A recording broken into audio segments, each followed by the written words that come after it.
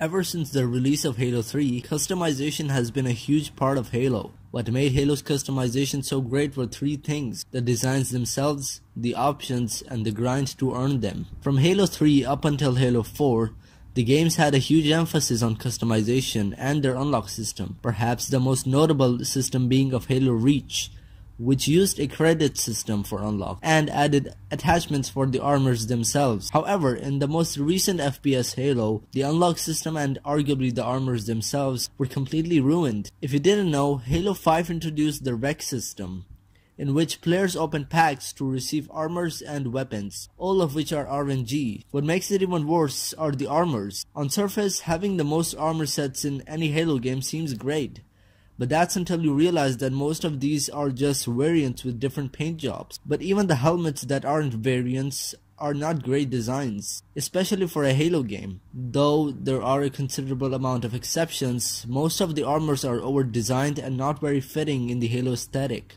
Since I am a very optimistic person, I started a series on my channel in which I redesigned helmets and weapons from the 343 era to either better fit the Halo aesthetic or to make them look better. And that series has done very well for me. So since many of you asked for a part 3, here I am today doing just that.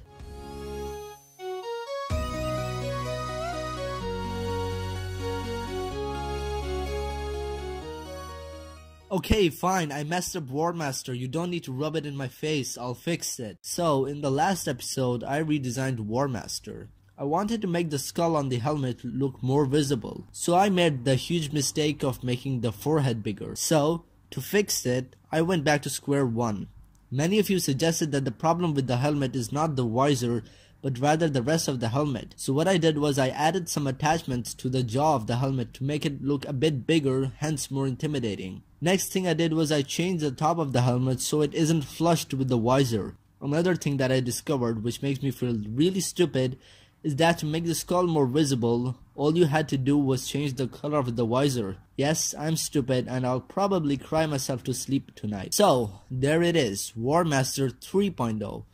I did the best I could, and this time I personally am satisfied with the outcome, unlike last time. So now let's move on to the rest of the helmet. Now for the ones I'm gonna do next, I want to try something different. Remember that I said most of the helmets are just variants of already existing helmets. Variants that are no different in design other than the patterns. Well, what if the variants were actually variated models? For instance, here we have Deadeye, a great helmet from Halo 4.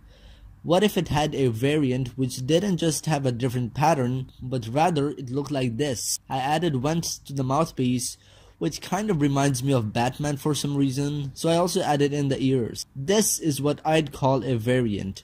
It's noticeably different while still not swaying away too far from the original design. Let's do a few more examples. Locusts, a phenomenal helmet that I wish I had in Halo 4. It's a great helmet, not much wrong with it. This helmet really reminds me of Outlast for some reason. So for its variant, what if it had lenses on the front of the helmet, which looks like its eyes? It looks like a proper skull now to me, and I definitely want this as a variant rather than a helmet with different patterns on it. Let's do one more.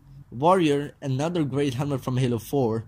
This helmet already has a variant, but again it's the same helmet with a different pattern. So for this helmet, I changed the mouthpiece to make it a bit less plain. This doesn't completely change the helmet, but it's much more worthy of being called a variant. Now the likes of 343 actually doing this are pretty low. After all, they'd been investing more into these variants than the ones with pattern variations. So what can 343 do to make these types of variants more compelling from a business standpoint? Well, what they could do is that the vanilla helmet be unlocked through credits or achievements, aka actually earn those helmets. And after you've unlocked the helmet, you then have a chance to unlock the variants through Rec Pack. Now hold on, keyboard warriors, let me speak. This won't be as toxic as the Halo 5 system. Not nearly as much. You'd already have the vanilla helmet, so there still will be a grind to unlock them like in the previous Halo games. The Rec unlocks could exist so that 343 can keep making back, so there's an incentive for them to keep making content for the game. After all, they won't continue updating Halo Infinite if it means that they're doing it at a loss. This would be the best for both consumer and business. So there's my redesigns for today, and my idea on how they can implement better variants. I hope you all enjoyed. If so, leave a like and subscribe for more awesome stuff coming really soon. I'll see you all later, so stay Machwick.